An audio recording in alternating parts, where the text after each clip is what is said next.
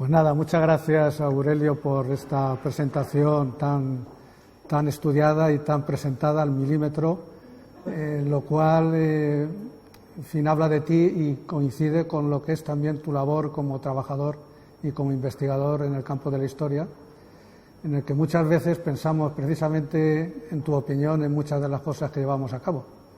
Y tu opinión en esas cosas, en esos momentos, pues siempre se estudia con agrado, ¿eh? Y dicho esta primera presentación, digo que se puede ampliar también a más personas, a más instituciones. Estoy pensando en el ayuntamiento. Todos los que me han precedido aquí han hecho alguna alusión al ayuntamiento, alguna alusión también a la librería popular. Estoy, diríamos, un poco en esa misma línea, pero es importante que ante la presentación de Aurelio no venga ninguna institución a cortarla en ese sentido y te quedas en esta presentación tuya, que es la que recordaré yo siempre. Y dicho esto, pues vamos a entrar al trabajo por el que nos encontramos aquí. Y como habéis visto, pues tenéis ante vosotros el famoso cuadro de Goya sobre la familia de Carlos IV. La he seleccionado como primera diapositiva, diríamos, de esta conferencia por el mero interés de ver un poco pues los reyes, Carlos IV y María Luisa de Parma. Ese niño que, como todos sabéis, es el infantito, como era conocido en la corte.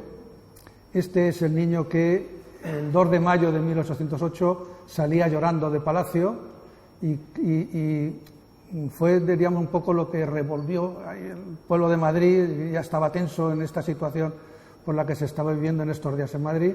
Y oye, que sale llorando el crío, el infantito. Pues a partir de ese momento tienes inevitablemente los primeros encontronazos con lo que serían las fuerzas del orden de aquel momento, que las fuerzas del orden de aquel momento no era otra cosa que las tropas de Napoleón pertenecientes a distintas nacionalidades. Por eso que se dice la carga de los mamelucos, porque venían de Egipto estos soldados, junto con de otras nacionalidades.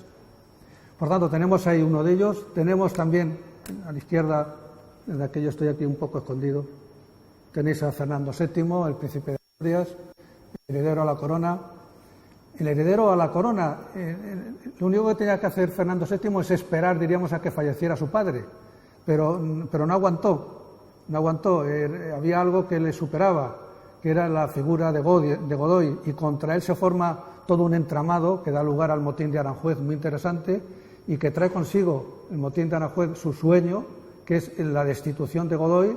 Además peligró su vida, pero lo que no estaba previsto probablemente, o lo mismo sí, pero no lo tenemos con la misma claridad. Me refiero a la abdicación de Carlos IV en su hijo Fernando VII. Es decir, que en marzo de 1808 ya no es rey de España Carlos IV, es Fernando VII, el rey de España. Ya a partir ya, diríamos, de esa fecha. Y detrás de él está uno que confiaba en heredar la corona, dado que el rey Fernando VII, después de 3 matrimonios y un cuarto matrimonio, el tercer matrimonio no había tenido descendencia, en el cuarto matrimonio podía haber descendencia. Y bueno, pues en efecto, tras ese cuarto matrimonio, Fernando VII, con María Cristina de Borbón, que es su mujer, da a luz una niña, y al dar a luz una niña, si está en vigor la ley sálica que introducen los Borbones cuando inician aquí la dinastía con Felipe V, la ley estaba en vigor porque no había sido todavía publicada. Por tanto, Fernando VII da la orden, se publica la pragmática sanción por la que quedaba anulada la ley sálica, y a partir de ese momento su hija podía ser reina, como en efecto, bueno, pues es como así ocurre. Y Carlos María Isidro, que lo tenéis detrás de él, a Fernando VII detrás de él, pues no reconoció a su sobrina como reina de España y decidió pues iniciar un proceso militar en el momento en que aparecieron, digamos, partidarios de él, porque si no aparecen partidarios de él no habría habido una guerra, pero al haber partidarios de él con zonas que se ponían a su amparo, pues evidentemente esto contribuyó a crear una situación ya más compleja de guerra civil, como tendremos ocasión de dar sus pinceladas, ¿no? Bien, pues la crisis del antiguo régimen y la revolución liberal. digamos que el siglo XVIII es un siglo, ya se ha dicho aquí, se ha comentado aquí, es un siglo expansivo, una centuria expansiva en lo demográfico, en lo económico. A comienzos del siglo XIX había un detalle dentro de lo que es la población, la villa de Albacete, que preocupaba mucho, que eran los famosos encharcamientos, y en 1802, acababa de empezar el siglo XIX, Carlos IV y parte de su familia venían de Barcelona, donde había desembarcado, y en Barcelona, bueno, de Barcelona cogen ruta por toda la costa y por Albacete, como siempre tierra de encrucijada, llegaron a Albacete, y entonces en Albacete se encontraron con el panorama del encharcamiento, y dicen las crónicas que tras la entrevista entre el rey y los condes de Villaleal, aquello ya fue tremendo, y en fin, como es lógico, pues tuvimos el apoyo por parte del Estado para poder construir un canal que pudiera, pues, que sirviera de cauce para trasladar las aguas que se encharcaban en la parte oeste de la villa, para fuesen conducidas siguiendo, diríamos, un poco el noreste hasta desembocar en el río Júcar. Ese era un poco el objetivo final. Diríamos que estaba muy bien. Esto ocurre en 1802, en 1804 se aprueba el proyecto que no se habría podido hacer por parte del municipio de Albacete porque no tenía dinero suficiente para una empresa de este tipo. O sea, esto era una empresa pública, diríamos, y como tal se necesitaba dinero del ayuntamiento, pero es que el ayuntamiento no tenía los fondos necesarios, por tanto era necesario contar, evidentemente, con el Estado, que no era fácil y que se pudo contar para la realización de esta obra, lo que es el canal de María Cristina. Y bueno, pues todo iba bien, diríamos, en el sentido que estamos comentando. Un siglo perfecto, todo el siglo XVIII, desemboca en el siglo XIX muy bien, logramos convencer, si no pasa por aquí el rey, no nos hacen el canal.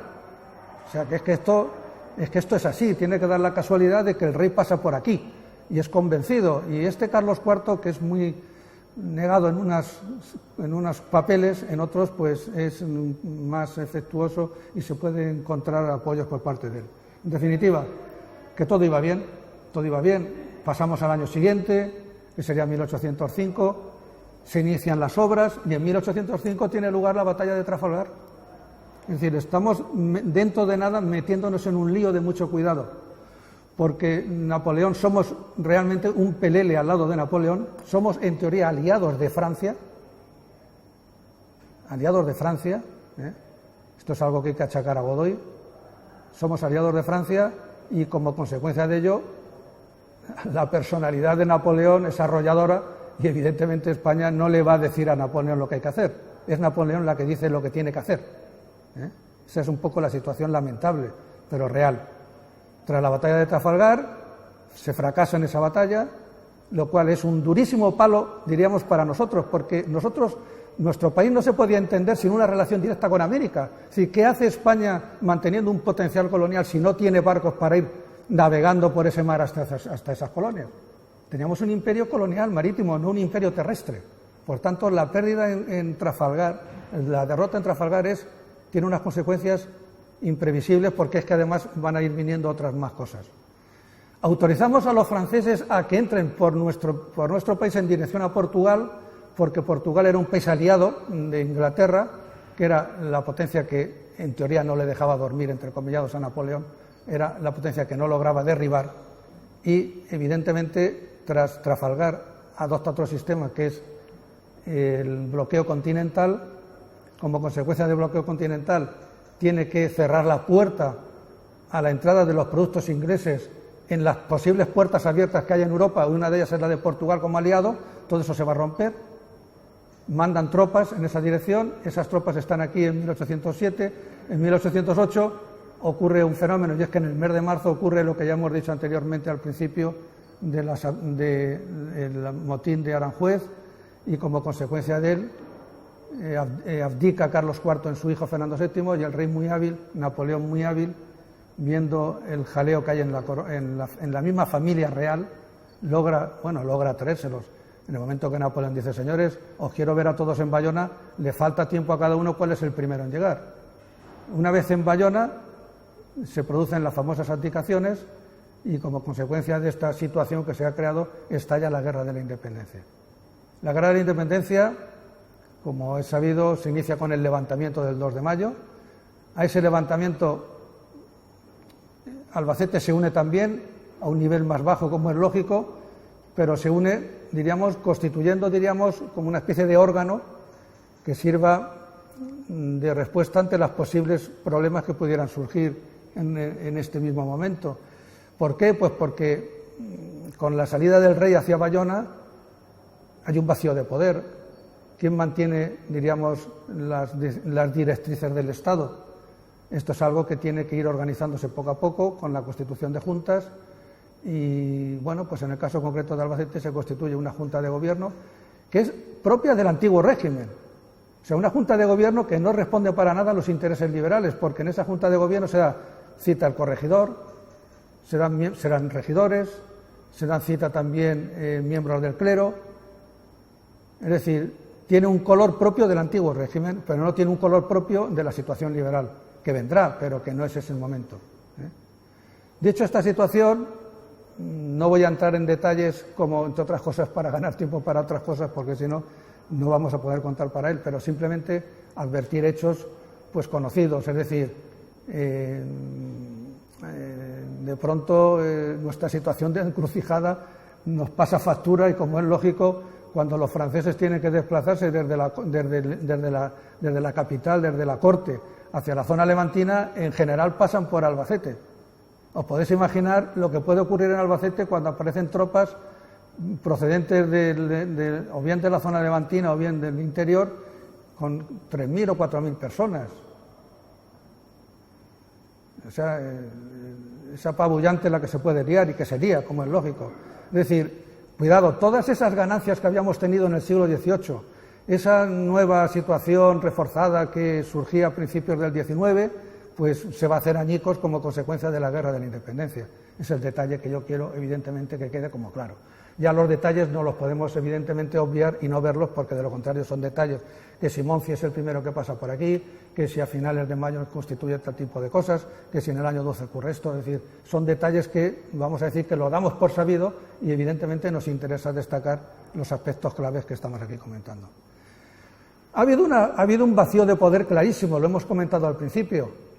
Ese vacío de poder, como ya es sabido, se constituye a base, se va cubriendo con juntas locales, esas juntas locales se desembocan en juntas provinciales y de esa junta provincial se desemboca en una junta central. Nosotros vamos a formar parte de esa junta, más que nosotros diríamos la provincia sobre la que pertenecemos, que vista ella en conjunto tiene evidentemente la fuerza que no tiene, como es lógico, una provincia de Albacete que todavía no existe. Me estoy refiriendo a la provincia de Murcia. Provincia de Murcia a la que pertenecemos nosotros ahora mismo durante el antiguo régimen. Entonces, a raíz de ese vacío de poder se convocan elecciones. Era necesario, es decir, esto había ocurrido también en el antiguo régimen. En el antiguo régimen se convocaban cortes a comienzos del reinado, por una razón muy sencilla, porque había que llamar a los miembros de las cortes y decirles: señores, yo soy el monarca, ha fallecido mi padre y aquí estoy yo. Había un juramento de fidelidad y cada uno luego se iba a su casa, de una manera un poco sencilla de ver esa situación. Pero era lo propio, convocar elecciones para, como va a ocurrir ahora, para buscar una salida política a esta situación, pasaba por darle una mayor complejidad a esta situación. Más que nada sabiendo que ha ocurrido ya un cambio de tipo político que se ha producido en Europa con la Revolución Francesa. La Revolución Francesa ha desembocado en Napoleón, lo cual tiene su explicación, pero evidentemente antes de 1789 está en vigor el antiguo régimen. Cuando llega el 1789 y la Revolución Francesa, se pone en marcha el régimen liberal.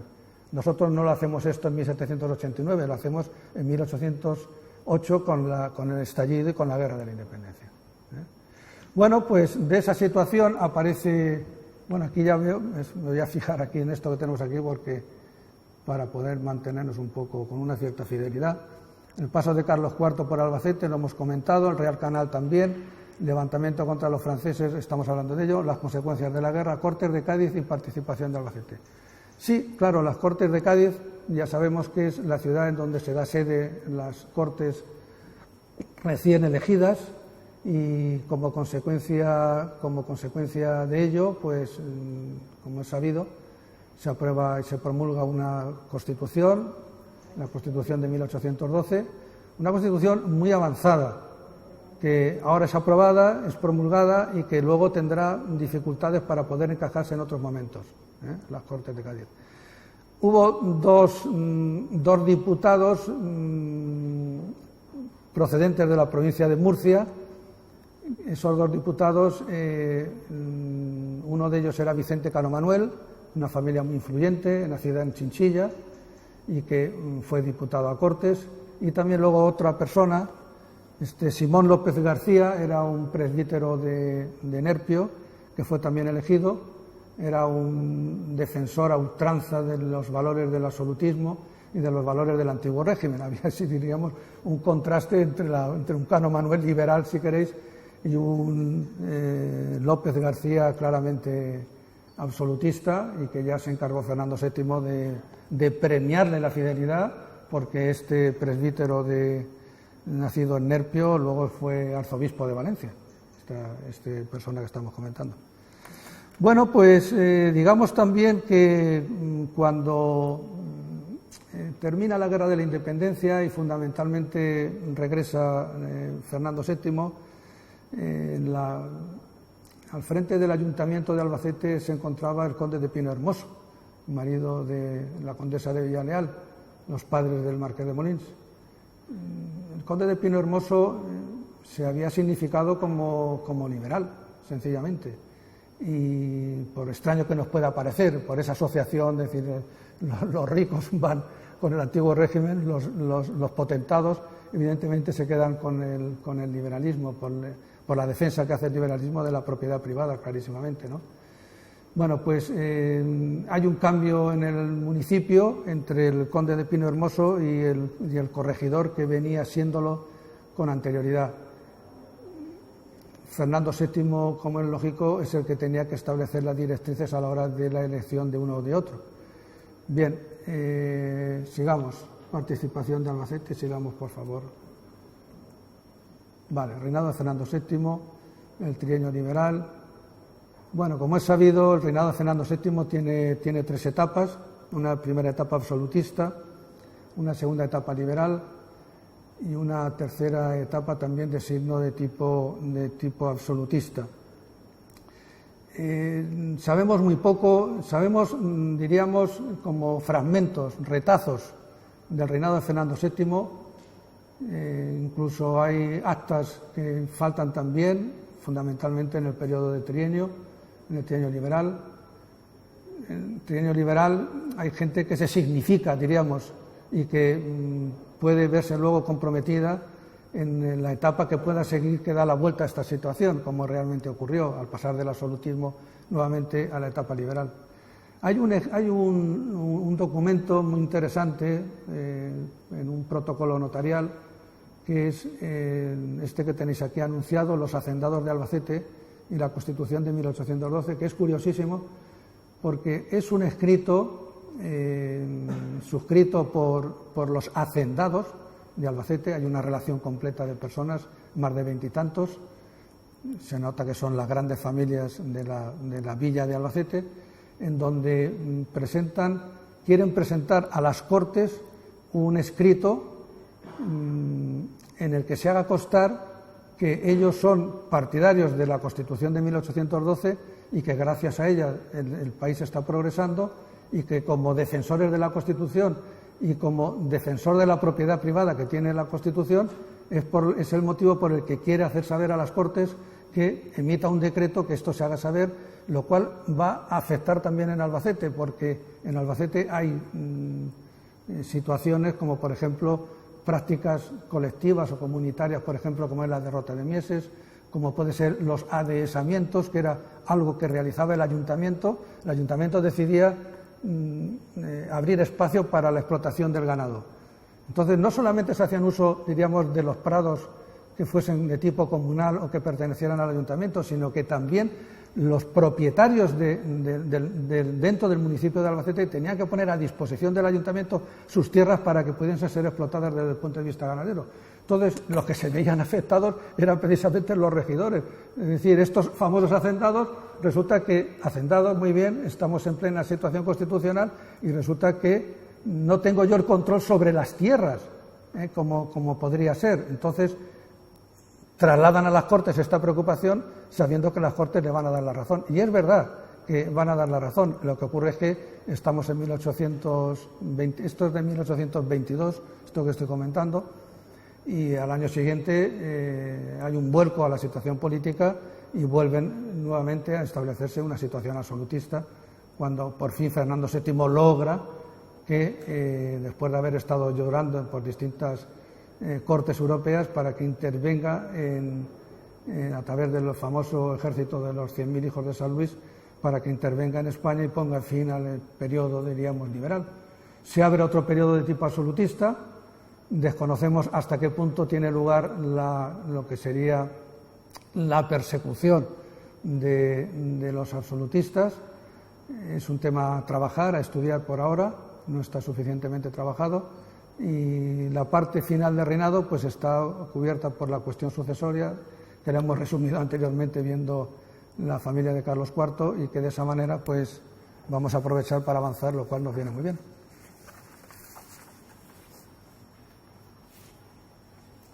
Bueno, el reinado de Isabel II es otro periodo complejo.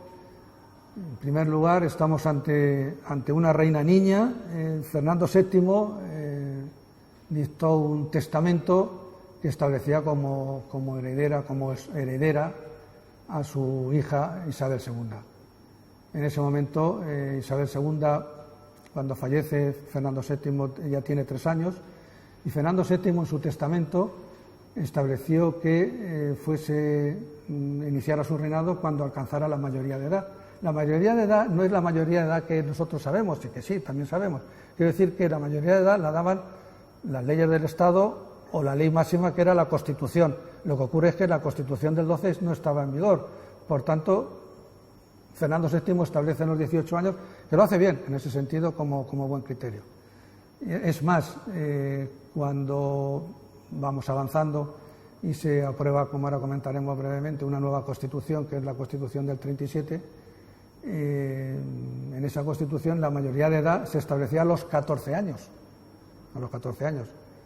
Por tanto, bueno, como ahora tendremos ocasión de ver, en un momento determinado, la reina Isabel tiene 13 años, habría que haber nombrado un nuevo regente más, era ya demasiado número, y en definitiva las Cortes deciden adelantar la mayoría de edad de 14 a 13 años, de tal manera que la reina Isabel II inicia su reinado con 13 años, no con 14 años. Bien, el reinado tiene 2 etapas, que son la regencia y el reinado propiamente dicho. Las regencias, inicialmente, la primera regencia la inicia María Cristina, como es lógico.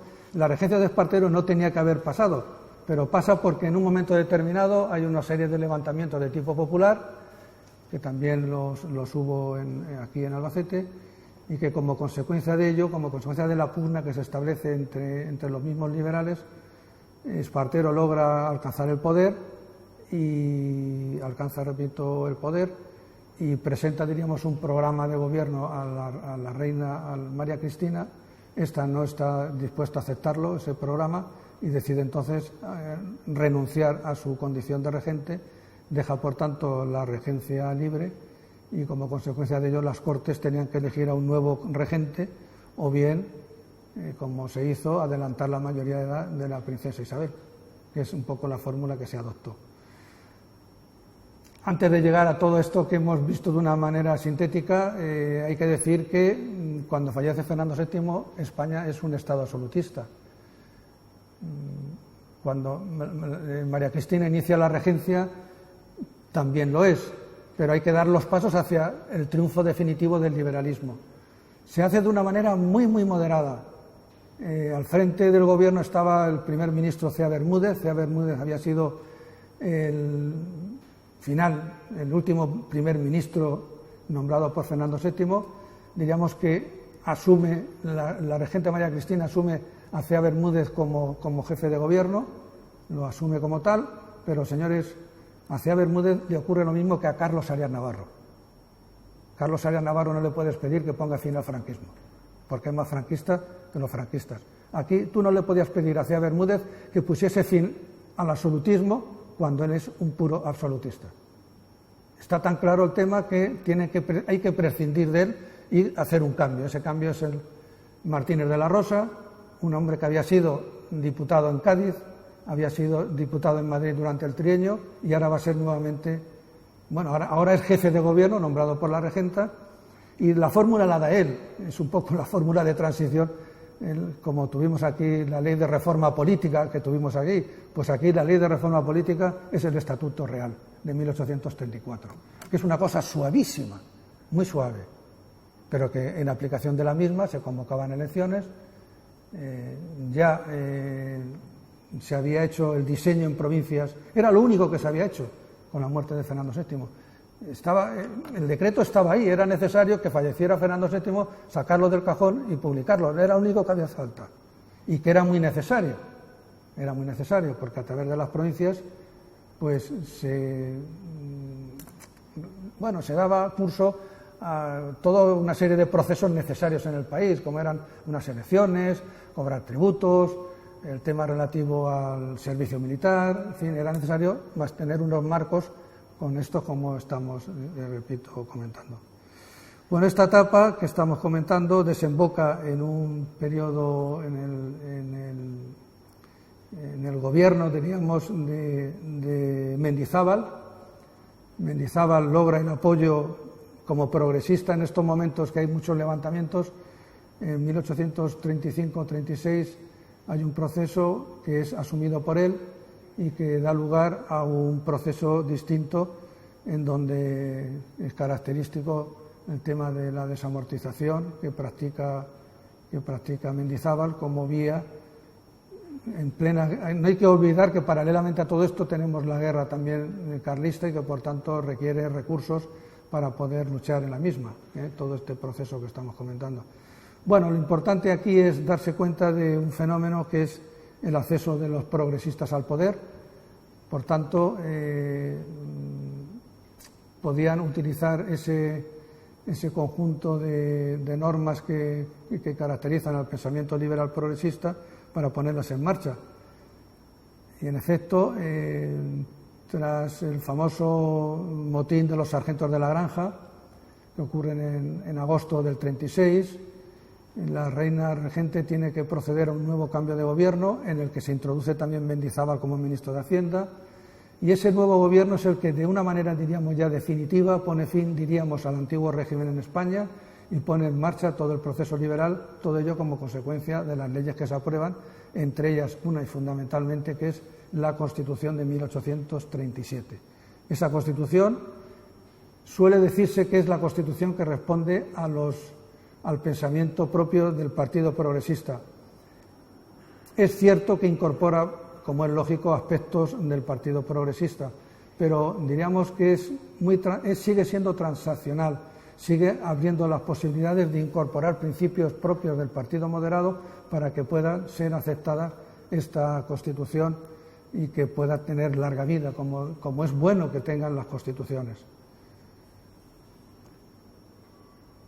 Bien, aquí estamos un poco escondidos.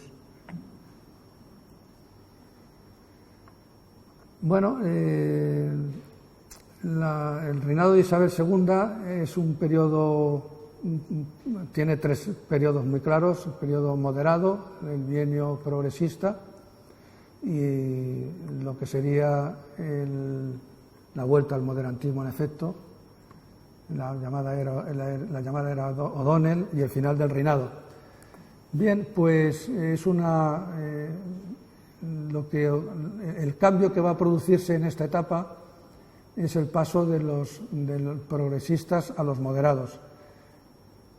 Esta circunstancia le va a restar eficacia y efectividad a lo que podría ser el reinado de Isabel II, porque no abre una vía que pueda permitir el acceso de otras opciones ideológicas de una manera libre. En estos momentos el que convoca elecciones gana, Es decir, no tiene uno asegurado un triunfo electoral si no formas parte del gobierno o si no has tenido por parte de la Corona la autorización para convocar elecciones y poder proceder al nombramiento del gobierno resultante de esas elecciones. Por tanto, la década moderada es un periodo continuo de procesos electorales en donde los moderados se suceden, en donde al frente de los mismos está Narváez como personaje clave. Se suceden cerca de 16 gobiernos en donde en buena parte de los mismos tuvo influencia Narváez y no hubo inestabilidad porque hubiera tantos gobiernos, estaba, diríamos, todo controlado. Lo único que complicó al final la década moderada fue la política ferroviaria. La política ferroviaria de la que nos beneficiamos nosotros. Aquí llega el ferrocarril en 1855, pero el promotor del ferrocarril que llega a Albacete en 1855, su promotor es José de Salamanca. No es el Estado, es José de Salamanca. Es necesario darle un vuelco a las construcciones ferroviarias porque están convirtiéndose en zona de especulación descaradísima. Sin ir más lejos, el mismo gobierno de Sartorius, que es el último gobierno de la década moderada, es un gobierno que utilizaba su poder, las Cortes, para aprobar leyes y posteriormente para suministrar leyes de nuevas rutas ferroviarias con unos altísimos beneficios.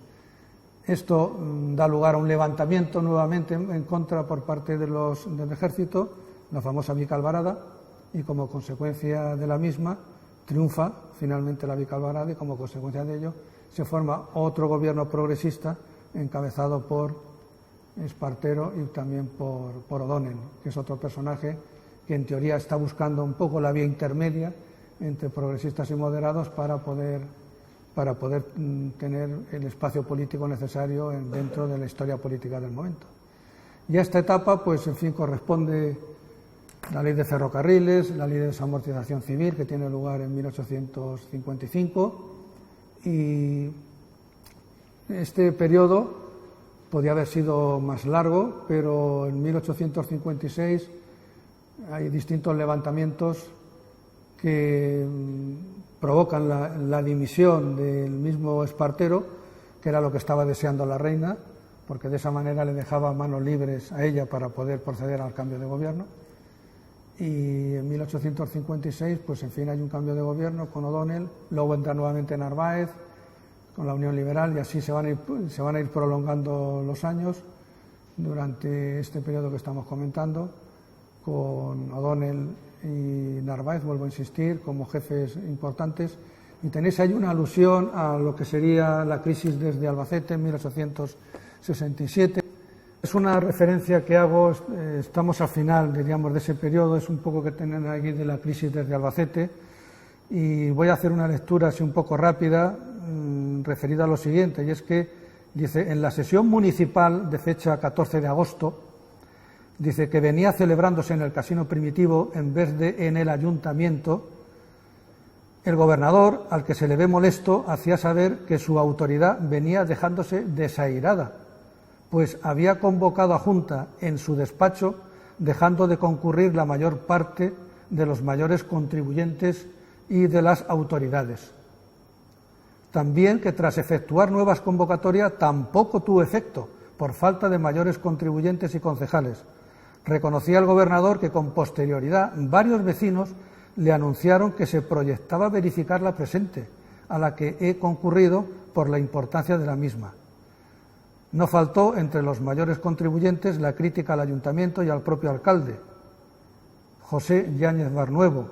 De uno y de otro se decía que nada se sabe, gestionen en el día, ni aún se tiene noticia, ni se da a conocer por sus actos que tengan proyecto alguno para quitar los conflictos que se temen en el próximo invierno. Entonces, en efecto, se estaba viviendo una situación coyuntural muy compleja que podría terminar en un proceso revolucionario social, y los grandes contribuyentes, evidentemente, estaban, digamos, preocupados por ese posible hecho y consideraban que el mejor antídoto, la mejor medicina en una situación social de ese tipo es a través de la inversión pública.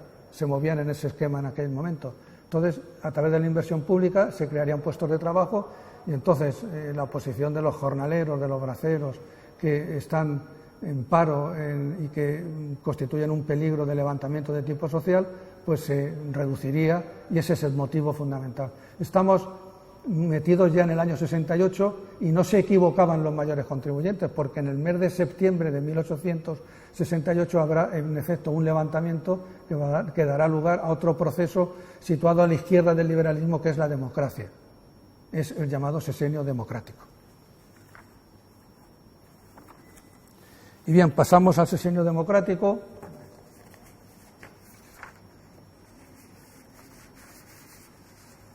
Bueno, el sexenio democrático, tengo que hacer aquí una recolocación de folios.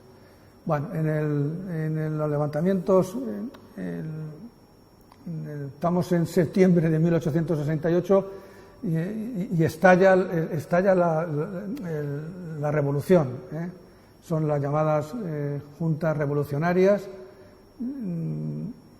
Esas juntas revolucionarias defienden, hay una serie de principios que defienden, como es el sufragio universal, como es algo muy complicado y muy hiriente en ese momento, que es el servicio de armas, lo que son las quintas, y luego la necesidad de una reforma tributaria.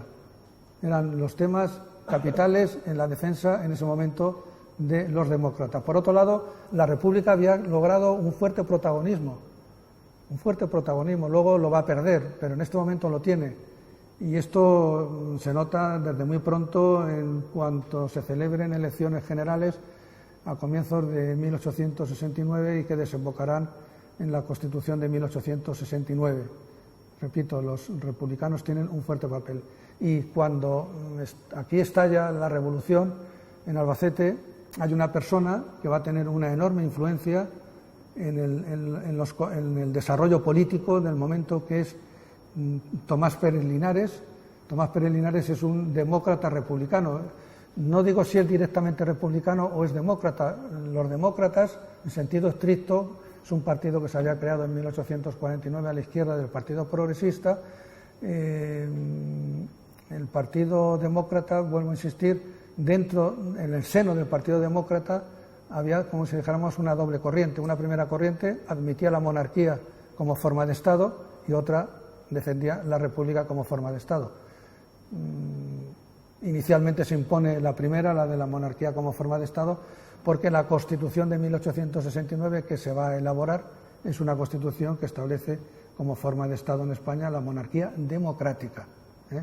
No es la monarquía de antes de la Constitución del 45 y moderada de Isabel II, en donde allí la corona tiene un fuerte protagonismo, y aquí quien tiene un fuerte protagonismo es las Cortes, diríamos la nación, como representativa a través de las Cortes en lo que es la nación en su conjunto.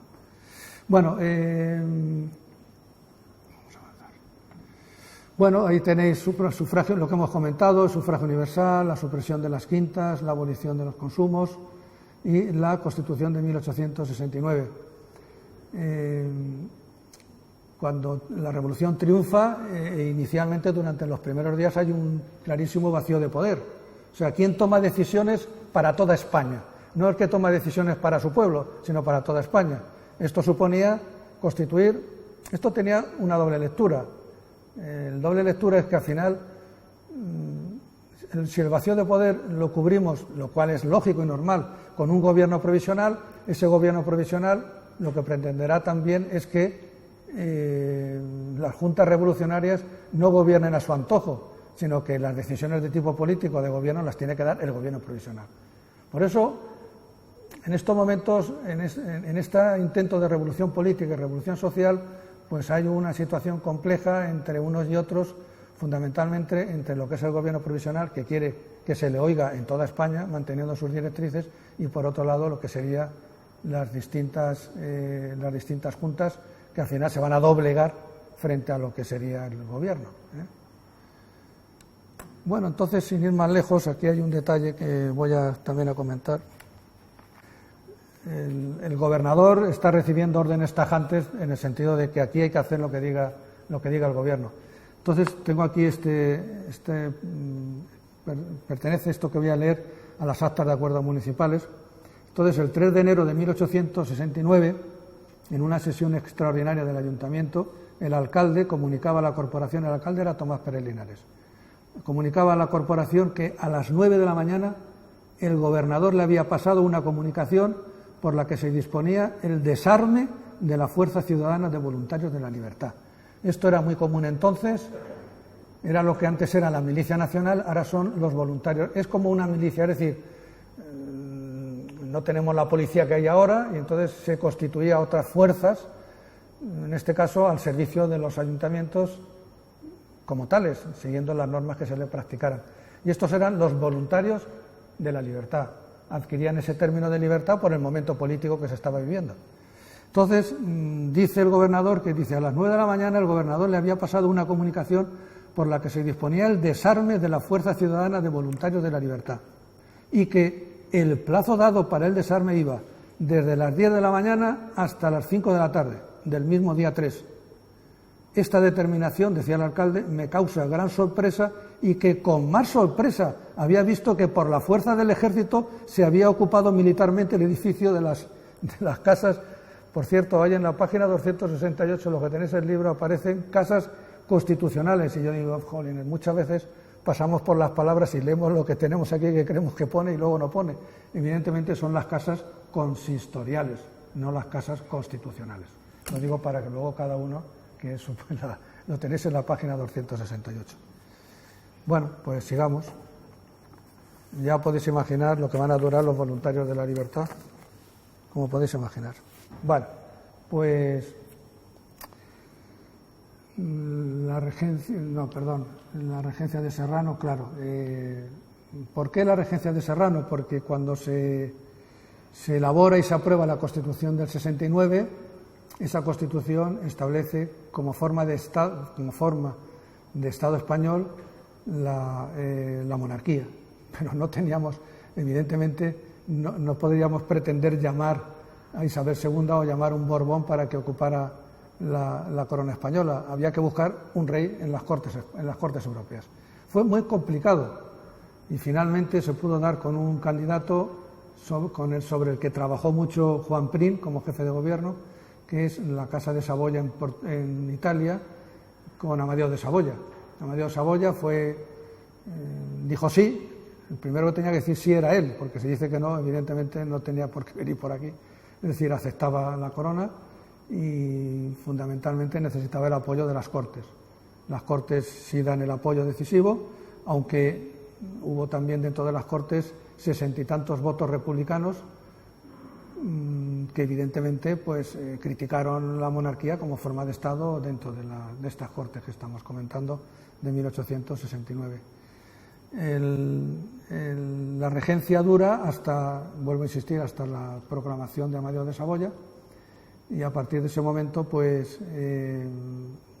se inicia su reinado. Ya sabéis que Amadeo de Saboya entra en España, desembarca en Cartagena, estamos en el 30 de diciembre de 1870, cuando pisa suelo español le dicen, oye, Majestad, Juan Prim acaba de fallecer tras un atentado que ha sufrido y que como consecuencia del mismo, después de 3 días de convaleciente y enfermo, fallece en 1870.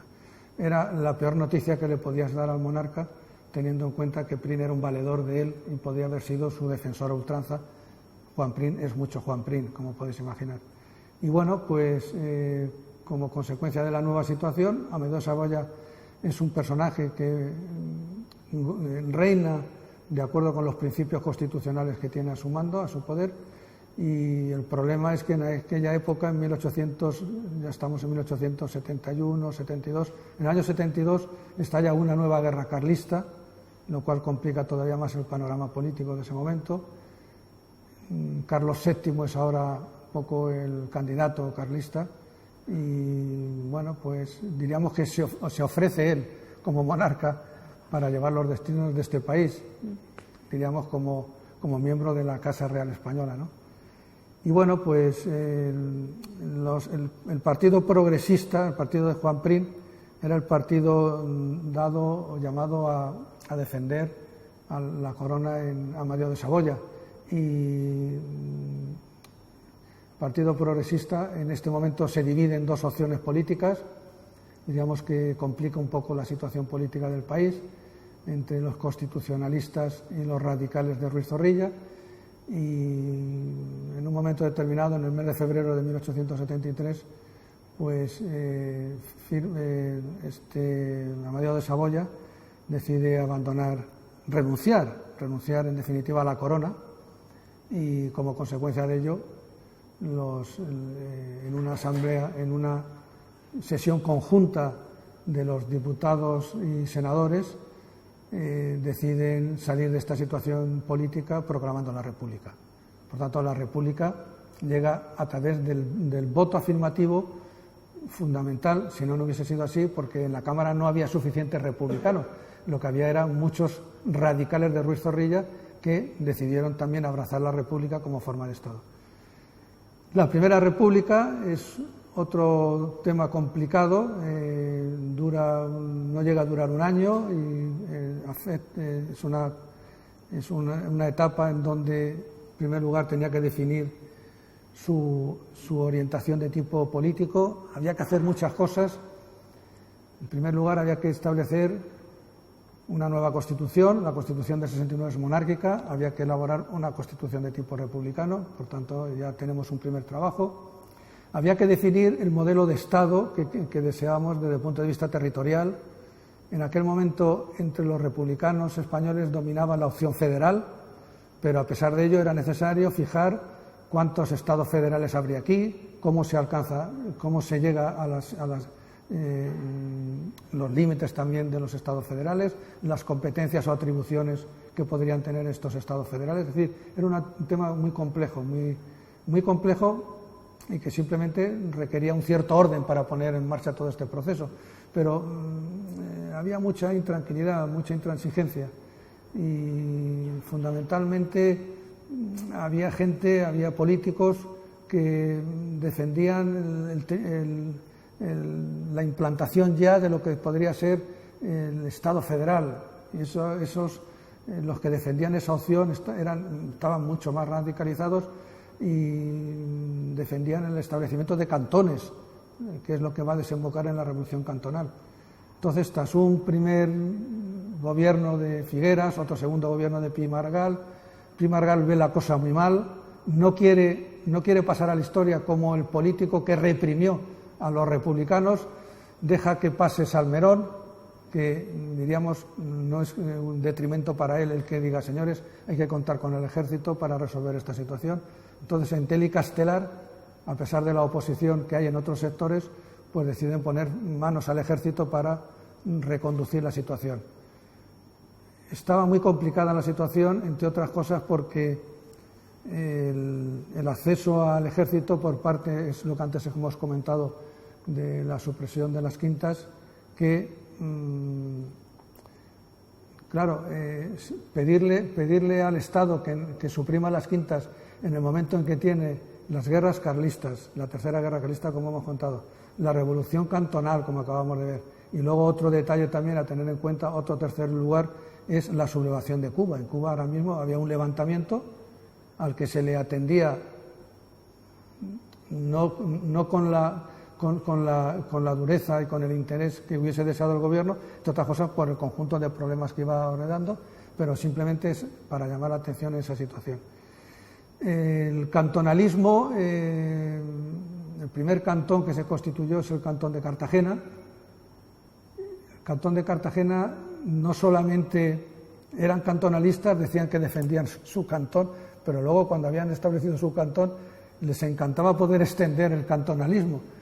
Eso es lo que intentó el Cantón de Cartagena y, curiosamente, la persona que lo va a lograr impedirlo va a ser Tomás Pérez Linares, un fiel republicano federal, pero que venía actuando en este momento en Albacete como delegado del Gobierno de la República y tenía un encargo en evitar de todas las maneras que el Cantón de Cartagena pudiese meterse por el sureste en dirección hacia la corte.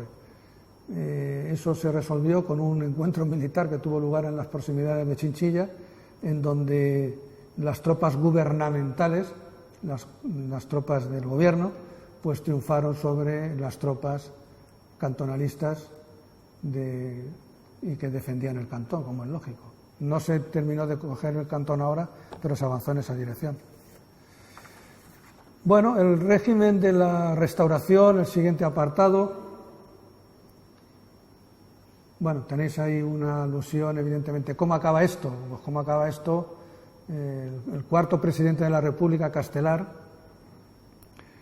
el cuarto presidente de la República, vuelvo a insistir, Castelar, era el que había llevado en práctica últimamente todo este proceso que estamos comentando, y cuando a comienzos de enero del año 74 se abren las Cortes estuvieron cerradas durante 3 meses.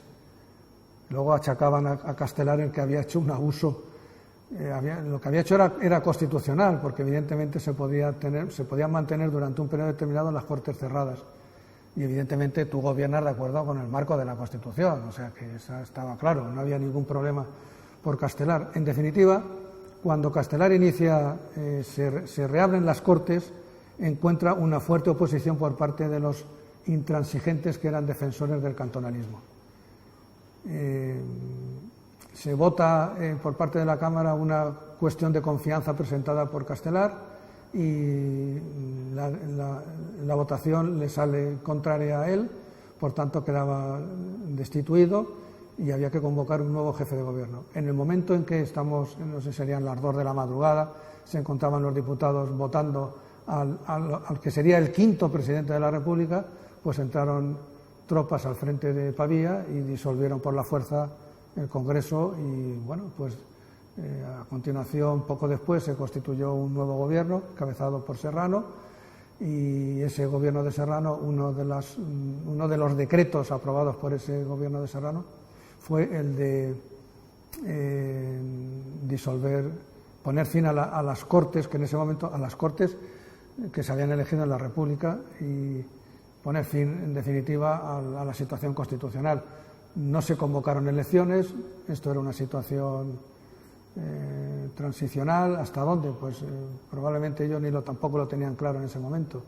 Y en ese momento, pues entre otras cosas, había otra opción política que estaba ganando adeptos, que era la de volver a reiniciar, diríamos, la corona española con los Borbones, y esa opción, en este mismo año de 1874, al final de 1874, hay un pronunciamiento en las proximidades de Valencia, en Sagunto, a favor de Alfonso XII como rey de España. Ese pronunciamiento, como podéis imaginar, triunfó rápidamente y como consecuencia del mismo, estamos a finales de diciembre de 1874, como consecuencia del mismo se formó un gobierno encabezado por Antonio Cánovas del Castillo, y días después el rey, que no estaba aquí en España lógicamente, pues también desembarcó en Barcelona, y a comienzos de enero, me parece que el día 13 incluso pasó por Albacete en dirección a la Cámara.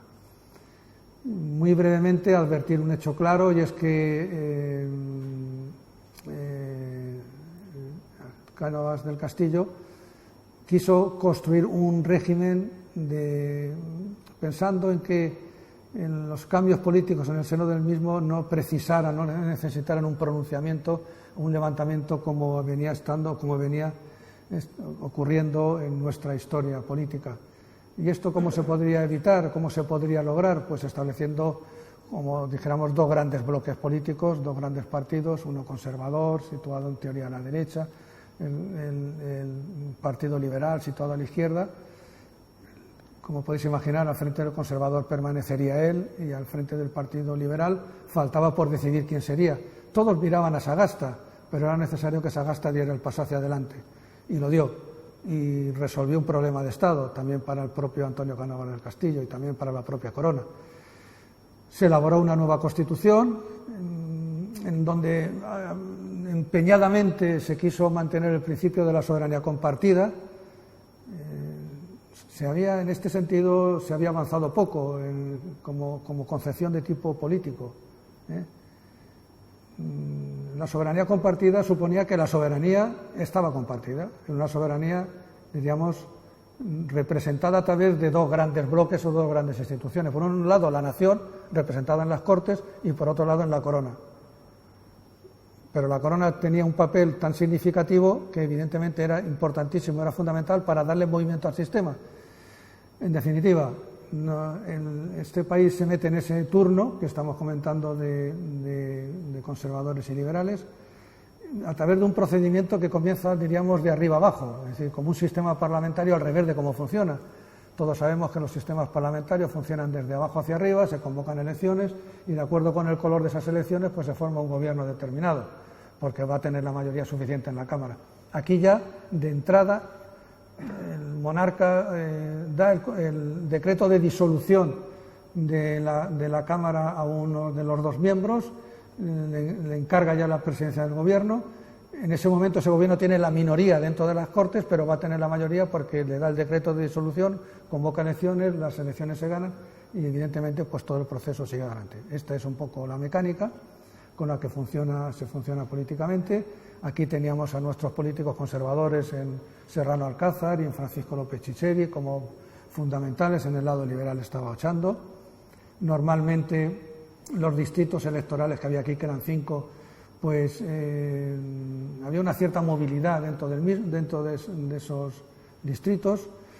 Los ayuntamientos y diputaciones provinciales también había elecciones periódicas y siempre había cierto ajuste entre diríamos, el gobierno y el color del político que gobernaba en el ayuntamiento o en la diputación provincial. Esto se verá todavía mejor más adelante en el reinado de Alfonso XIII. Ahora se ve también, pero no tanto, pero también se ve.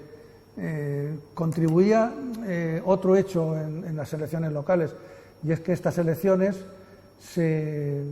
había una renovación de la mitad del mismo cada 2 años. Cada 2 años había elecciones locales para renovar la mitad de los mismos. Entonces, el alcalde se nombraba por real orden y, bueno, pues si el gobierno era liberal, pues se nombraba un alcalde liberal, y si el gobierno era conservador, pues se nombraba un alcalde tipo conservador. O sea, ese era un poco el juego en el que nos estábamos moviendo. Bien, estado de las cuentas. Esto es como lo estamos oyendo muchas veces. Hay que ver qué herencia nos han dejado los de antes. Pues hay que ver qué herencia nos ha dejado el Sexenio Democrático al Ayuntamiento de Albacete, como venía a decir más o menos los 2 políticos conservadores con los que se inicia la lista. Era lógico. El primer jefe de gobierno es Cánovas del Castillo. Cánovas del Castillo es, como podéis imaginar y como sabéis, es el líder del Partido Conservador. Pues evidentemente los primeros alcaldes de Albacete son también conservadores. Uno de ellos es Madrona y el otro es Buenaventura Conangla, que es una de las calles de la ciudad. Conangla era un gran administrador y supo mover muy bien toda la parte relativa a los ingresos locales.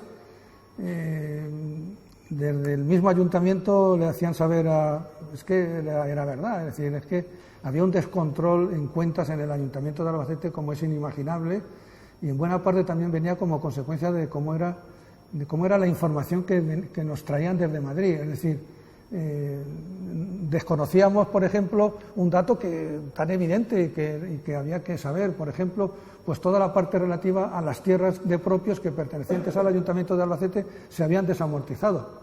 Era muy importante saberlo porque en fruto de ese dato el Ayuntamiento recibía unos ingresos porque la misma ley de desamortización establecía unos requisitos, una manera de compensar a los ayuntamientos de las pérdidas que tenían con la expropiación y venta de los bienes de propios. Por tanto, esto era muy importante. Llegar a Madrid, al Ministerio de Hacienda, y desconocer este dato, pues evidentemente era impensable. Había que ser todo lo contrario. Esta lo resuelve, vuelvo a insistir, Buenaventura Conangla. Otra cosa es cómo luego, logrado el dinero, en qué se gastó. Y en una de las cosas en las que se gastó, pero que no había más remedio, pues es en los primeros años hay una serie de gastos importantes referidos a la mejora del edificio de la feria. Se construye el único colegio perteneciente al ayuntamiento. El resto de los colegios estaban ubicados en casas particulares. El ayuntamiento pagaba un alquiler por el uso del mismo como colegio. Se construye ahora uno, que es el Colegio de San José. Se hacen obras en la feria, como estaba comentando anteriormente. Hay más cosas que ahora en este momento pues no me vienen a la cabeza, pero que, en fin, en definitiva la idea es lo que estamos comentando.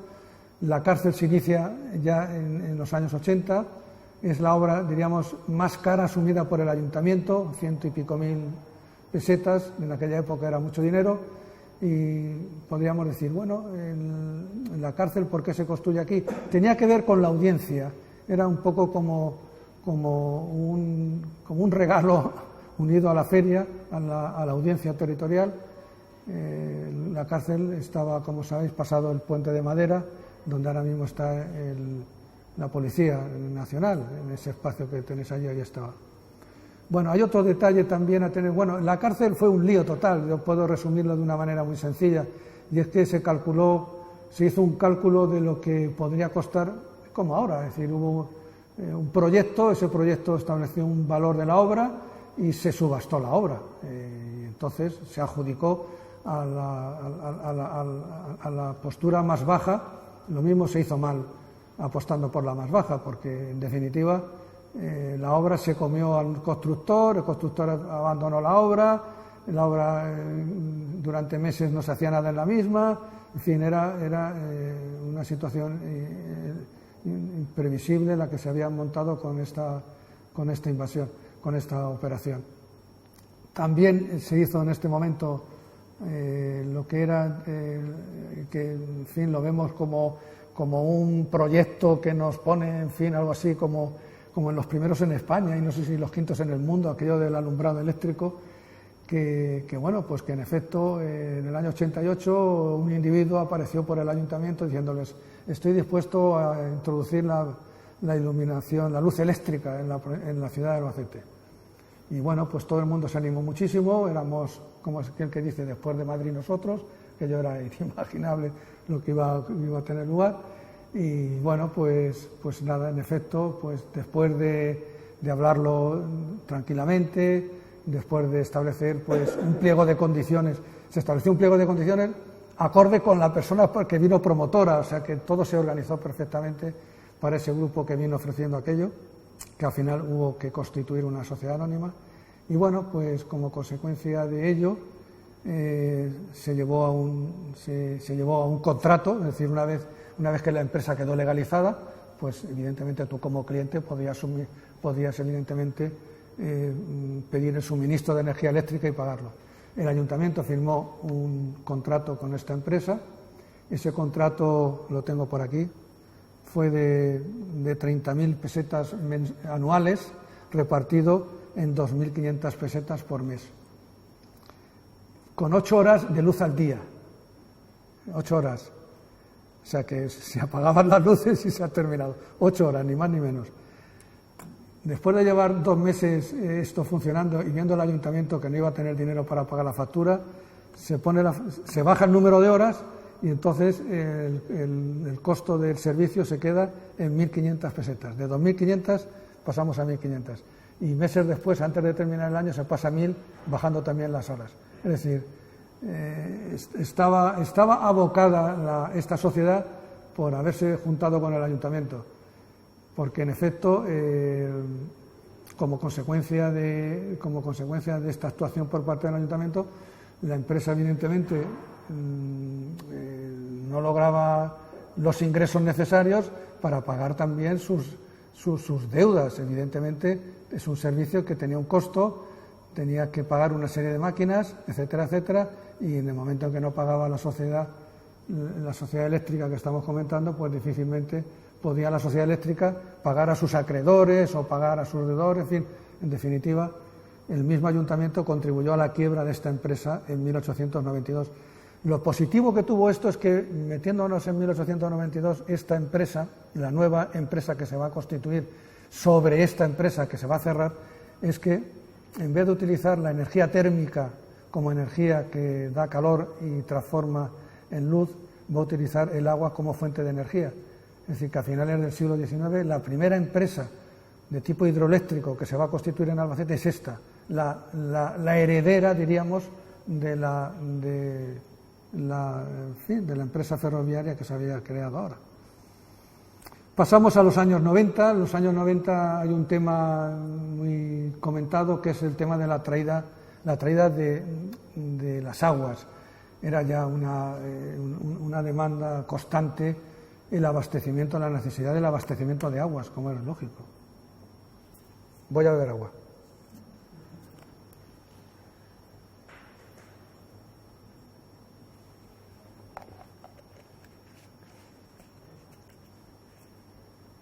Bueno, las cosas, había dos bloques de opinión. Uno era la traída de aguas, que al final va a venir, y la otra era la cárcel. Todavía la cárcel estaba dando vueltas después de la inversión que se había hecho tan enorme y seguía todavía sin resolverse la finalización de la obra. Este es un tema constante en los años 90. Bueno, pues vale, en los años 90 la traída de, bueno, no trae, es la demanda, la preocupación por traer las aguas, pero todavía no han llegado. Llegarán dentro de nada, pero ya metidos en el reinado de Alfonso XIII. Bueno, tenéis ahí varias cosas, el motín, la crisis de subsistencias, el desastre, y bueno, pues en efecto, en 1897, a finales del siglo, finales de esta década, bueno, en 1897, sin ir más lejos, el día 3 de julio de 1897, pues estalla un motín en Albacete, que es un movimiento de protesta contra el impuesto de consumos. El impuesto de consumos era un impuesto indirecto que se cobraba en las afueras de las ciudades, en los fielatos, y que recaía sobre el consumo de los distintos consumos de aquellos productos, de aquellos bienes que figuraban en una tarifa en donde figuraba pues la cantidad que había que pagar por la entrada de los mismos. El ayuntamiento, normalmente el que administraba este impuesto era el ayuntamiento. Y bueno, pues los ayuntamientos son de entrada más flexibles en muchas situaciones. ¿Qué ocurrió? Pues el ayuntamiento estaba deseando en que este impuesto fuese asumido por alguna empresa dedicada al cobro del impuesto de consumo, que las había las empresas. Había empresas dedicadas a este tipo de cosas que estamos comentando. Sin ir más lejos, había una en Alicante que al final se va a quedar con la administración de este impuesto en Albacete. Por tanto, el día 1 comenzaba el impuesto, se cobraba el impuesto, pero no lo cobraba ya el ayuntamiento estaba muy cómodo porque como arrendador había arrendado la explotación de este tributo y él lo único que tenía que hacer era cobrar, evidentemente, de acuerdo con las condiciones del contrato establecidos con esta casa, diríamos, arrendataria. Y estaba muy bien. Al Estado le daba igual, el Estado también vivía de los tributos de los ayuntamientos y, por tanto, de las contribuciones marcadas, también de los impuestos de consumo. Normalmente el ayuntamiento marcaba el doble de lo que marcaba, si el Estado marcaba 100.000 pesetas, el ayuntamiento marcaba otras 100.000 pesetas. Luego ya son 200.000 pesetas los que recaían sobre todos los contribuyentes. Por lo tanto, este es un tema muy fácil para el ayuntamiento y, como es lógico, estaba muy interesado en que se mantuviera como tal. ¿Qué es lo que ocurrió el 3 de julio? Pues que de pronto hay una protesta y un levantamiento por parte de la gente, de las clases populares de la ciudad de Albacete, que se levantan en repulsa de esta nueva situación y dicen las crónicas de la época que los primeros que se lanzan a la calle de una manera también violenta y fuerte son las mujeres frente a los fielatos y que a ellas se unieron poco después, cuando a última hora de la tarde los hombres, claro, estamos en la época de julio, estamos en la época de recolección, en época de trabajos en el campo, y bueno, pues en aquella época no había WhatsApp, evidentemente, y como es lógico, pues la gente que estaba trabajando en el campo se entera de la movida cuando llega a la ciudad. Por eso, cuando llegan a la ciudad, se unen a la protesta y entonces la cosa se hace todavía más fuerte, como es lógico. Y bueno, pues ante esta situación, no sé si vamos a lograr dar con un texto importante.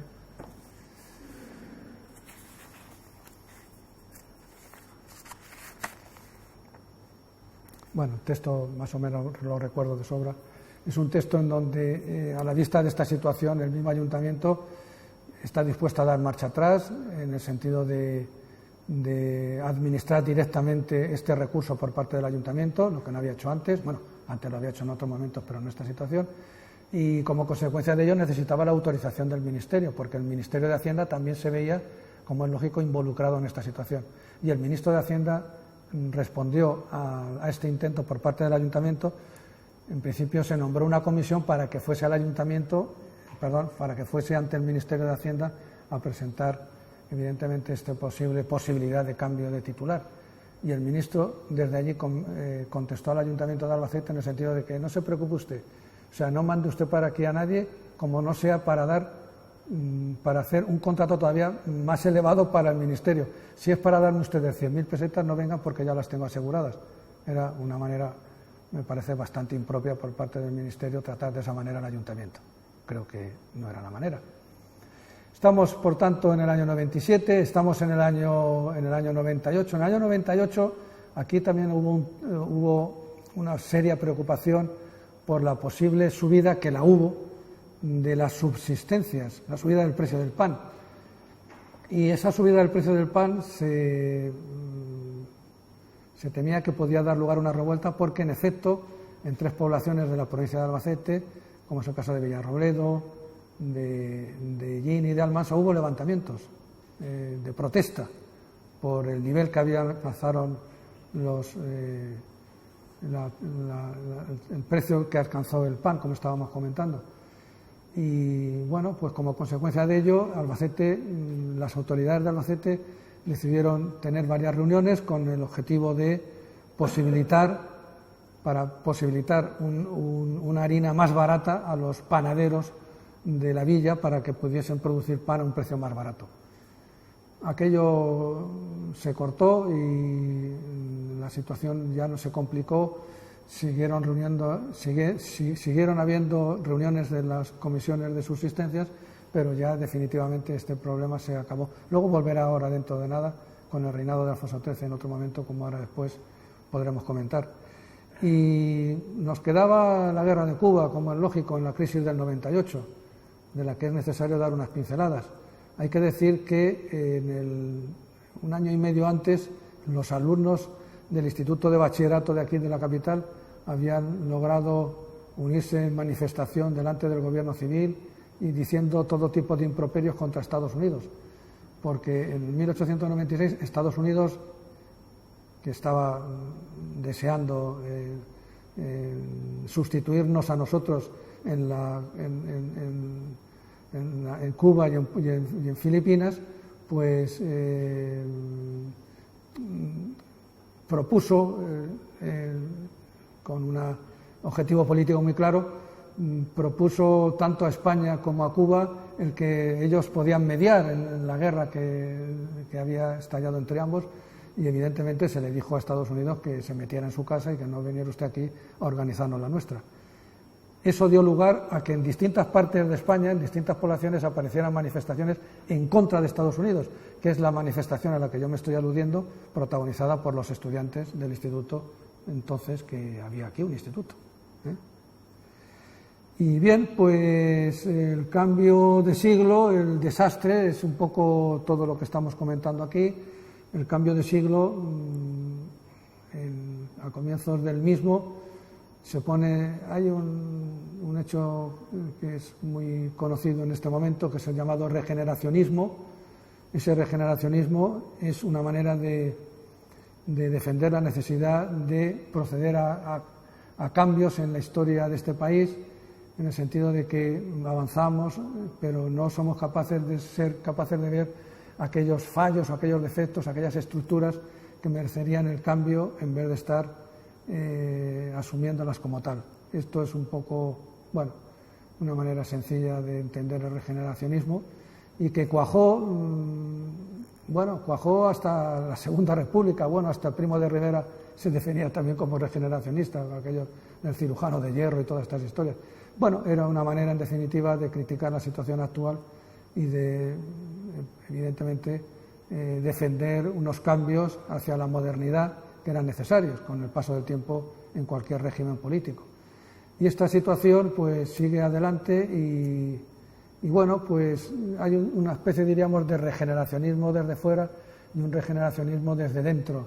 Y es que, en efecto, tanto en el Partido Conservador como en el Partido Liberal, pues aparecerán políticos dispuestos a participar en ese proceso regeneracionista, como es el caso de Maura en el Partido Conservador o el presidente Canalejas en el Partido Liberal.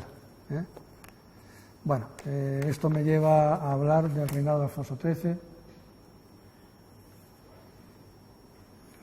Dice la base económica, la entrada en la industrialización. En efecto, hemos comentado anteriormente cómo aquella sociedad eléctrica municipal, con el paso del tiempo, se convierte en una sociedad hidroeléctrica. Así va a ocurrir con otras centrales, y ello pues tendrá su consecuencia en la vida económica, por cuanto esta nueva fuente de energía logrará potenciar la productividad de la mano de obra de la clase trabajadora en los distintos puntos de trabajo que puedan establecerse. Por tanto, era, repito, importante. Al frente de esta serie de política en esta dirección, pues estaba una serie de, diríamos, de empresarios emprendedores, algunos de los mismos, diríamos, herencia de la etapa anterior, y otros de nueva factura, que habían llegado a Albacete a comienzos del siglo XIX y a lo largo del primer tercio del siglo XX, una serie de apellidos, pues los Fontecha, los Fernández Nieto, los Oroví, los Cuyel, Matarredona, es decir, una serie de empresas, de autores, de personas que no han nacido aquí, pero que se ubican aquí y hacen escuela aquí y se extienden aquí y se hacen tan albaceteños como cualquier otro y terminan siendo concejales, no son diputados pues porque no les toca ser diputados, pero ellos asumen la situación políticamente. Pues en fin, vuelvo a insistir, son concejales. El mismo Fontecha es concejal del Ayuntamiento de Albacete, Jacinto Fernández Nieto también es concejal, Agustín Oroví no lo es decir, que es muy común, muy normal que entre ellos, como bloque de poder auténtico, pues también pensaran en la importancia de estar presentes en el Ayuntamiento de la ciudad. Bueno, pues la vida política, la permanente inestabilidad, sí, en efecto, Alfonso XIII lo va a tener muy complicado. Bueno, digamos que Alfonso XIII inicia su reinado en 1902. Alfonso XIII inicia su reinado ya desde que nace, ya es rey, es simplemente esperar a que cumpla sus 16 años para poder convertirse en rey de España y ejercer como tal. Querer mantener, como hizo Alfonso XIII y también las personas que le rodeaban, diríamos que le aconsejaban, diríamos mal, y era querer mantener los esquemas del siglo XIX de transición por parte de conservadores y liberales en un país en donde ya la vida política necesitaba pues sesiones de modernidad. Los líderes anteriores habían fallecido, el caso de Sagasta ha fallecido en 1903, Cánovas ha fallecido en 1907, por tanto en el seno del Partido Conservador aparecerán distintas facciones, en el liberal ocurrirá otro tanto. Esto hará más complejo las elecciones porque todos quieren candidatos, todos quieren concejales y evidentemente es necesario abrir el proceso político. Luego, en fin, todo esto en definitiva lo trae la situación que estamos comentando y esto se traduce en una inestabilidad política clarísima. Por otro lado, partidos políticos que, es verdad, antes no tenían el peso que van a tener ahora, como es el Partido Socialista, como es el Partido Reformista, como es el Partido Republicano, que es un conjunto también de partidos. No hay una sola república, sino varias opciones. Es un poco consecuencia de lo que había ocurrido en la Primera República. Es decir, una situación difícil, complicada, que necesitaba evidentemente pues unas soluciones políticas distintas a las que se adoptaron y que explica luego la debacle final, como es lógico, explica la debacle final. Entonces, esta es un poco la situación, se complica con otros más problemas. El movimiento obrero alcanza un matiz que no había alcanzado hasta entonces. En Albacete tenemos movimiento obrero del momento de la industrialización. Sin industrialización no hay movimiento obrero, es decir, el sindicato UGT y el sindicato anarquista CNT necesita que haya clases en la calle reivindicando.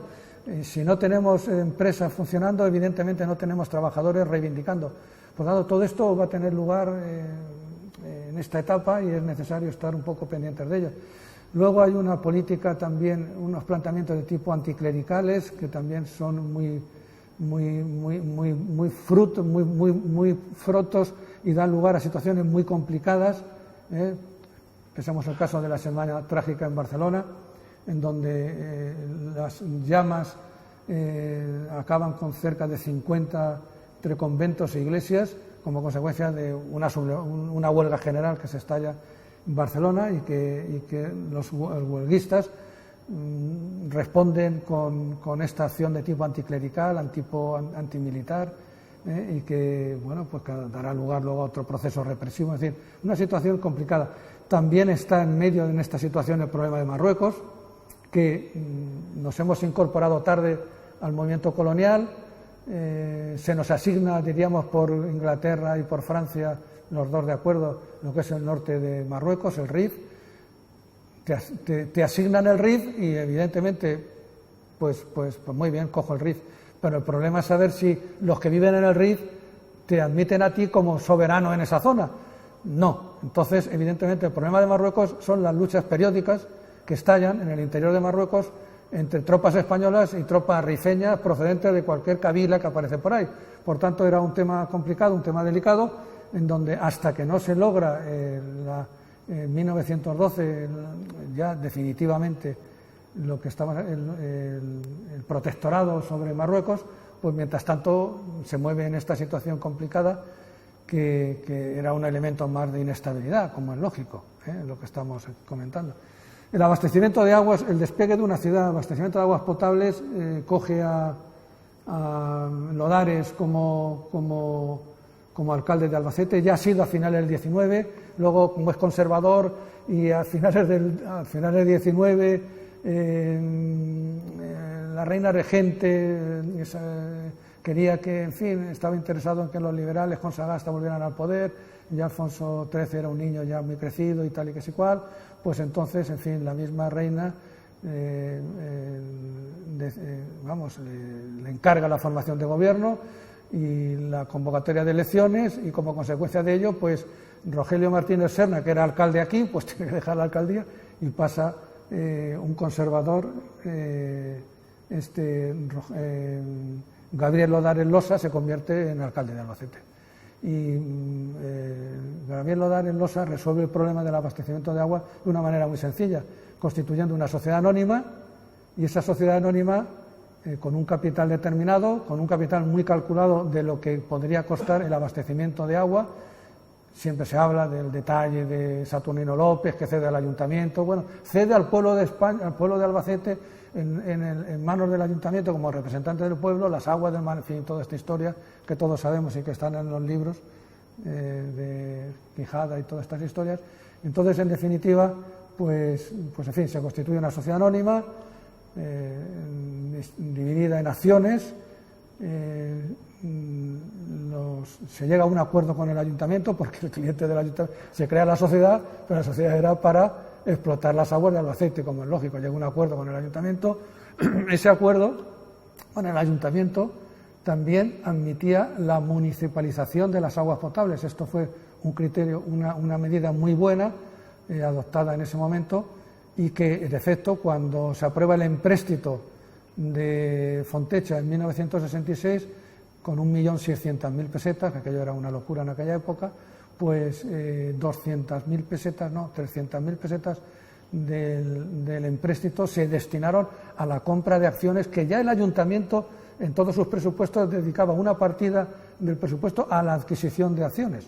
Por tanto, eso más el dinero sacado del empréstito, pues se pudo evidentemente municipalizar las aguas de Albacete, que fue un criterio muy bueno porque era una sociedad que obtenía beneficios. Por tanto, era una manera de decir que los beneficios, en vez de llevárselo a la sociedad y dividirlo en dividendos entre los accionistas, pues sencillamente convertirlo en un bien local del ayuntamiento, como es lógico.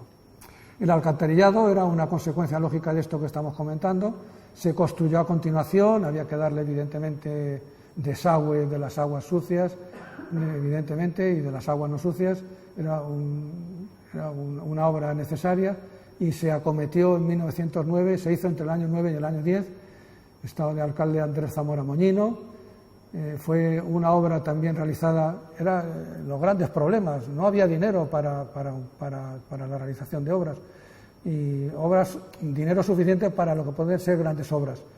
Y bueno, pues se diseñó un empréstito también, no el de, por supuesto, el de Fontecha, porque el de Fontecha es del año 16, este es del año 9, y este empréstito fue un éxito.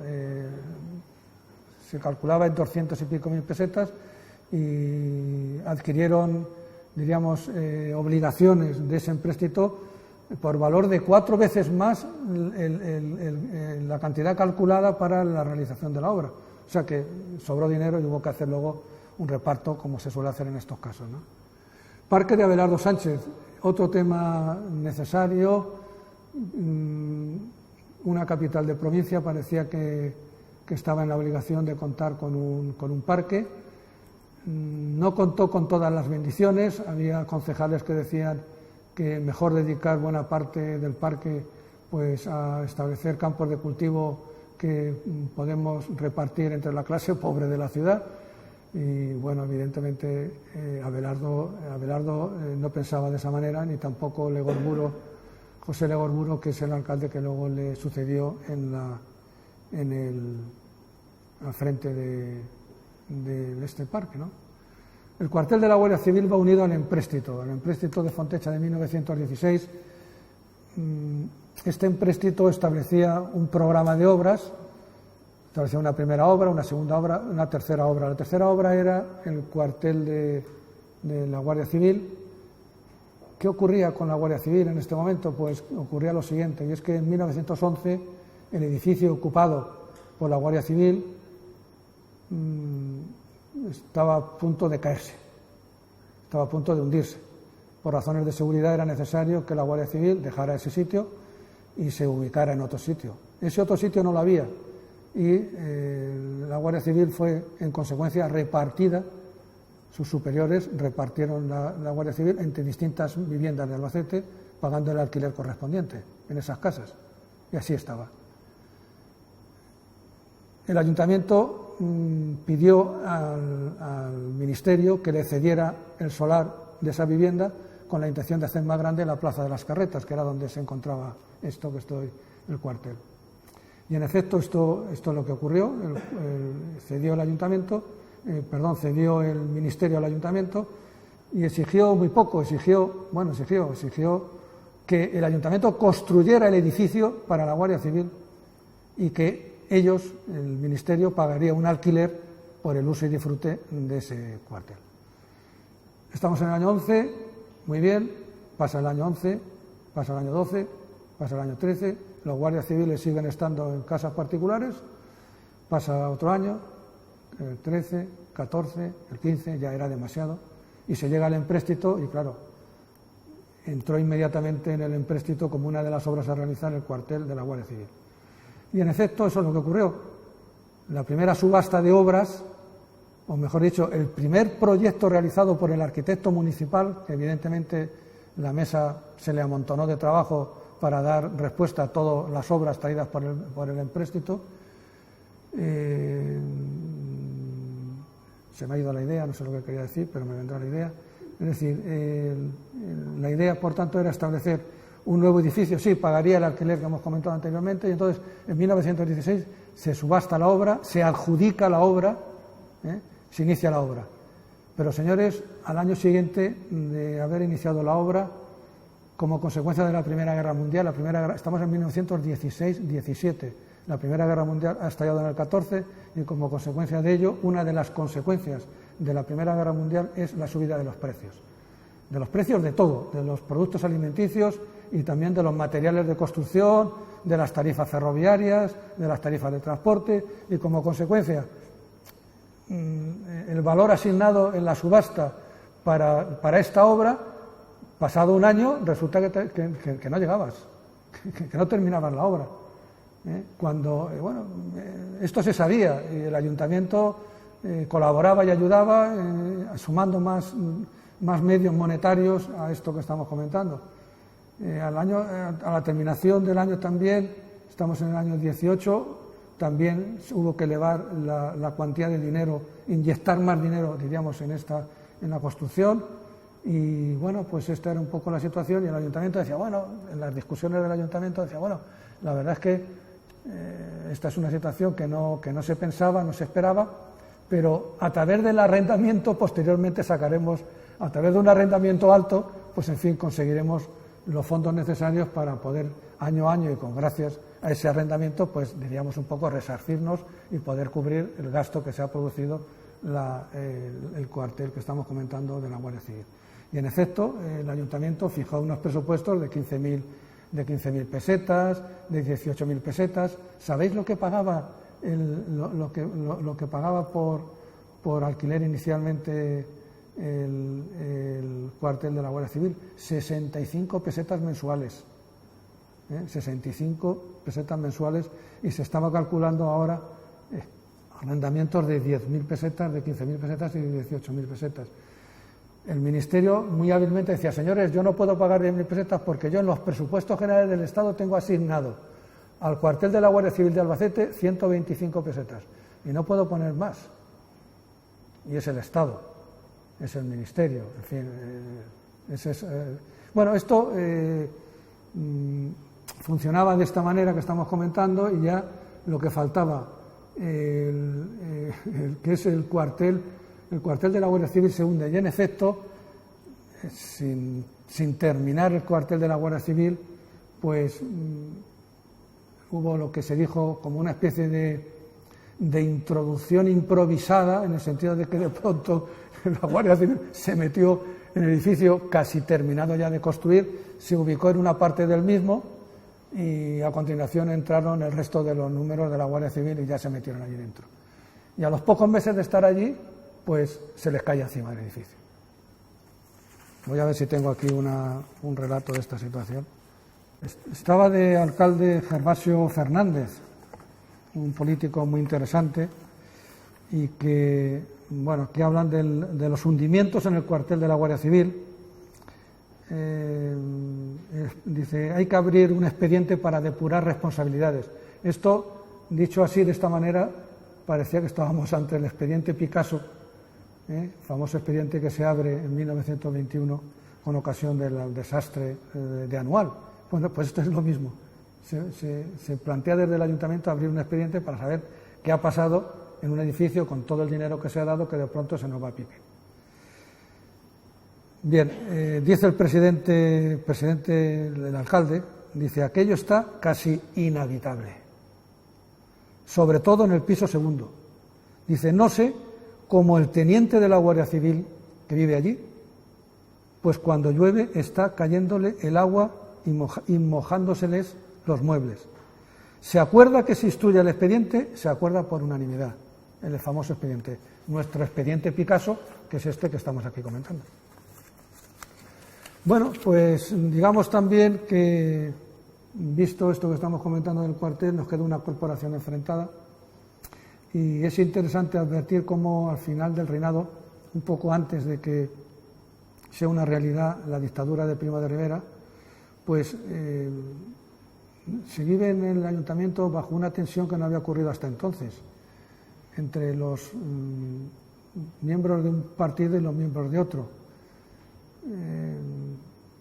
Se sacaron a relucir, como si dijéramos, muchas operaciones realizadas por unos y por otros y bueno, pues una de las afirmaciones que entonces se escuchaban era el papel que venía realizando Fontecha como persona muy influyente, como grupo de poder en el conjunto de la ciudad, en el sentido de, como diciendo, Fontecha hace lo que le da la gana con los concejales del ayuntamiento.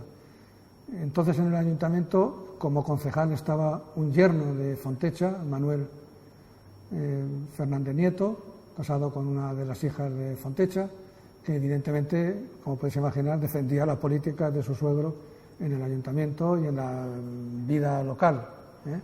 Fontecha falleció en el año 24, por tanto estamos todavía en un periodo en donde vive todavía. Y bueno, pues este conjunto de cosas que estamos comentando, al final, pues parece como si esa sensación que tenemos a nivel nacional, en que después de la debacle de Anual y después de la crisis de 1917, y que da lugar a la formación de gobiernos de concentración, en definitiva, lo que quiero ver es que también a un nivel político menor también tiene su impacto, por discusiones que antes no las había en el seno de los ayuntamientos. A través de la lectura de las actas así se ve con claridad. Es ahora cuando de pronto aparece un clima muy tenso entre ellos mismos, un clima que va a tener una duración también muy corta, porque en septiembre del 23 Primo de Rivera va a dar un golpe de Estado y como consecuencia del mismo, como es lógico, pues se abre una nueva etapa política en donde bueno, pues los ayuntamientos, como es lógico, serán disueltos y se convocarán se nombrarán nuevos alcaldes de acuerdo con la fórmula política adoptada por la nueva etapa por la nueva etapa que tenemos que comentar de Primo de Rivera, que bueno, lo tenéis aquí un poco solamente los alcaldes. No se ha profundizado, diríamos, en otras cuestiones de la dictadura hasta llegar a la República. Nos hemos quedado aquí y, en fin, ahí tenéis los distintos alcaldes, desde el primero, Manuel Alcázar González Zamorano, que era republicano. A continuación está Miguel Panadero, que era mi abuelo, o sea, lo vamos a ver también, Miguel Panadero, era abuelo mío. Paulino Cuervas Mons, pues es otra familia como es conocida aquí, Manuel Falco Rey y Dionisio Yáñez Sánchez. Cuando la dictadura tiene dos etapas muy claras, hay una etapa militar y una etapa civil. En esa etapa final, a pesar del crecimiento que se había operado diríamos, en el país, indudablemente la década de los 20 es una década de crecimiento. Incluso como durante ese periodo fue un periodo sin cortes y sin constitución, tampoco podía diseñar el futuro político del país en cuanto a su concepción de tipo político, en cuanto a la aparición de los partidos, porque de pronto el proceso quedó cortado. Por tanto, era un poco una incógnita qué va a pasar en el momento que se ponga fin a la dictadura. Y bueno, pues lo primero que había que poner es fin a los ayuntamientos de la dictadura. A esos ayuntamientos de la dictadura lo pone fin el gobierno de Berenguer, que es el gobierno que se constituye tras la caída de la dictadura, un gobierno que fue corto, pero que podían haber sido corto, pero que fue corto pues por las circunstancias políticas del momento. Una de las medidas de este gobierno de Berenguer fue la de aprobar un real decreto, una real orden que tenéis ahí, un real decreto, por el que quedaban disueltos los ayuntamientos y se nombraba un nuevo un nuevo ayuntamiento, en este caso bajo la presidencia, como tenéis ahí, de José María Blanc Rodríguez, que fue el alcalde en este momento y que estuvo de alcalde hasta que en las elecciones que se convocarán por parte del gobierno, entonces el gobierno de Aznar, del almirante Aznar, en este gobierno convocará elecciones locales que se celebran el 12 de abril de 1931 y esas elecciones, pues, aunque José María Blanc se presentó a esas elecciones, no obtuvo la mayoría necesaria para poder dirigir el Ayuntamiento de Albacete y quedó pues como un concejal de la oposición, como aquel quien dice. Y bueno, pues esta es un poco la situación en la que le dejo a Aurelio, con mucho gusto, y que él sabrá un poco completaros e informaros de todo. Y luego aquí hay una cosa que es un poco... que muchas gracias por vuestra asistencia y nada, aquí... Gracias.